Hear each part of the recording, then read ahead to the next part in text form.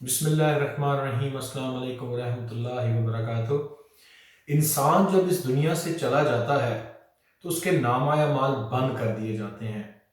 حدیث شریف میں آتا ہے کہ حضور علیہ السلام نے فرمایا کہ 3 چیزیں ایسی ہیں کہ جس کے تھرو مردے کو بھی ثواب پہنچتا ہے، اور وہ 3 چیزیں کون کون سی ہیں؟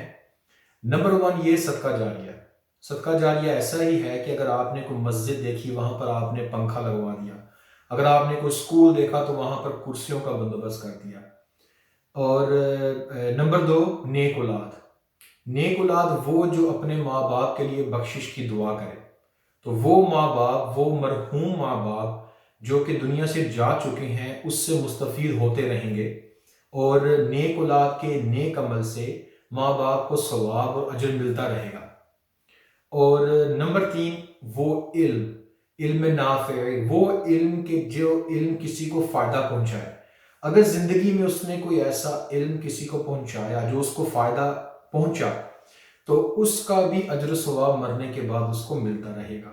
قرآن مجید سے بہتر کوئی علم نہیں۔